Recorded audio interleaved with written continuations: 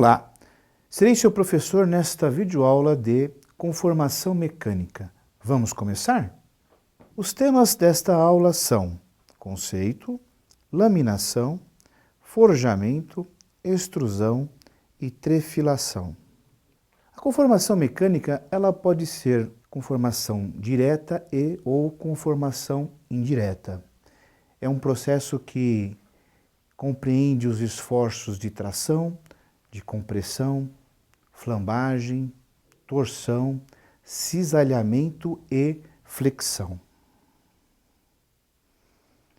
Neles, como podemos trabalhar com processo a frio ou processo a quente, nesses processos envolve, às vezes, um rearranjo cristalino, ou seja, os átomos, moléculas, a estrutura cristalina dos materiais nesses processos sofre alteração com relação ao original, quando o tarugo, a chapa ou a barra chega no início do processo. Aqui nós temos a laminação. É um processo de conformação mecânica que compreende passar uma chapa, um tarugo ou um eixo, uma barra, entre dois ou mais cilindros. Temos aqui vários tipos de laminação, cada um com a sua especificação. Os equipamentos são muito robustos, os eixos, os rolos laminadores são presos em gaiola e todo esse conjunto de elementos de máquinas dão toda a precisão que nós precisamos para poder fazer a redução das seções transversais dessas peças. Temos, por exemplo, o laminador duo, que consiste em 2 cilindros.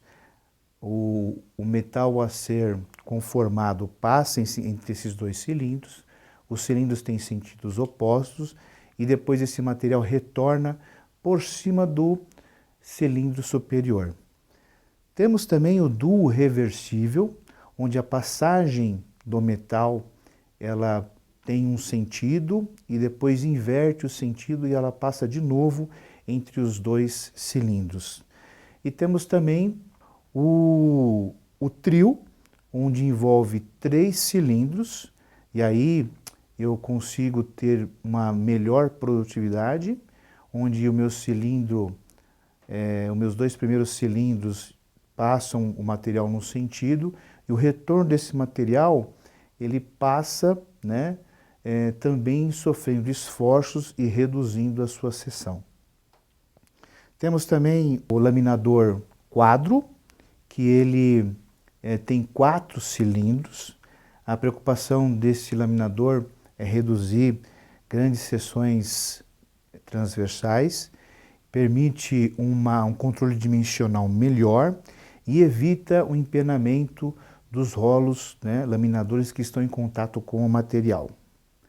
Temos também o laminador universal.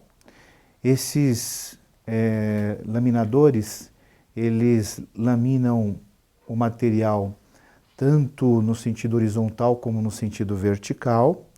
É muito utilizado para a obtenção de perfis. E temos também o laminador Sand-Zimmer, que também é conhecido também como planetário.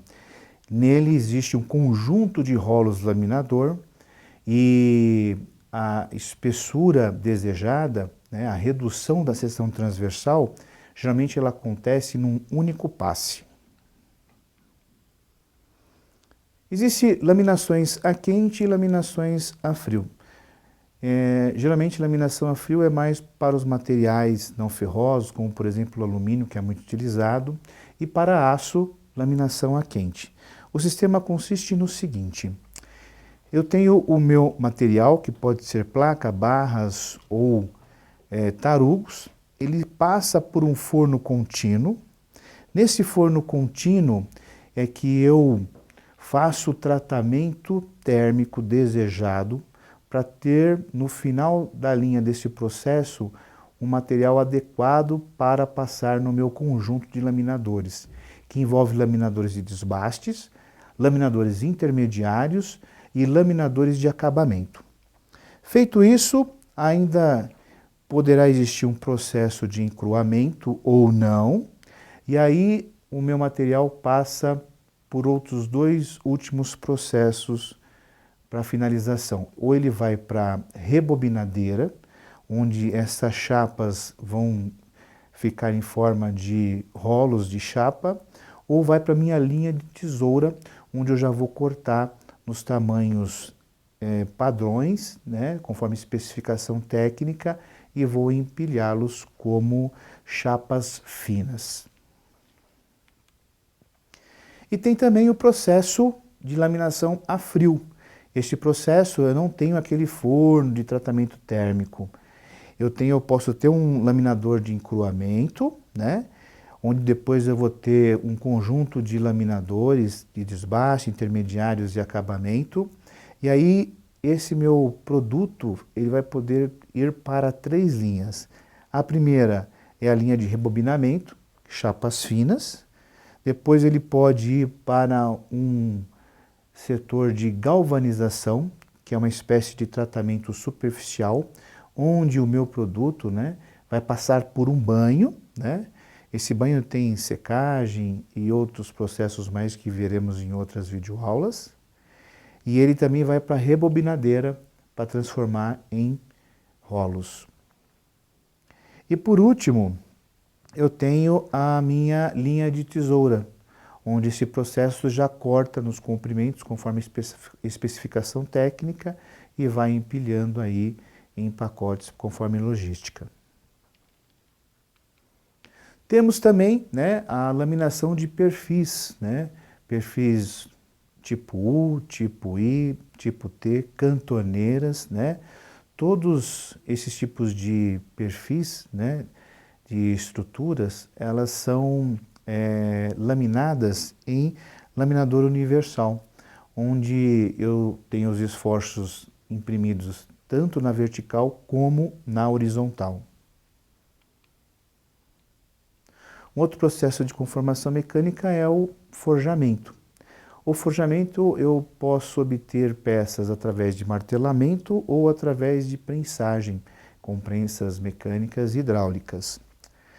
Nas matrizes abertas, que são muito utilizadas para eixos de navio, âncoras, peças grandes, no processo vários golpeamentos, uma capacidade grande de esforço, e elas vão conformando essas peças de tal modo que eu consigo fazer com que ela tome a sua forma muito próxima do seu projeto.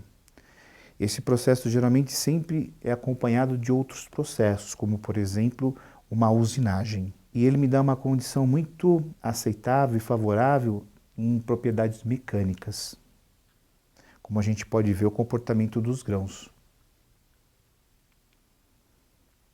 Temos também, né, a matriz fechada. Essa matriz ela pode ser totalmente fechada ou semi-fechada. Totalmente fechado tem uma precisão muito boa, um acabamento também razoável, mas é o tipo de processo que é realizado com prensas mecânicas ou hidráulicas, geralmente hidráulicas. E o processo de matriz semi-fechada é quando eu tenho uma necessidade, né, de garantir que toda a cavidade da minha ferramenta, ela vai ser preenchida e depois a rebarbação eu faço a remoção, um outro processo.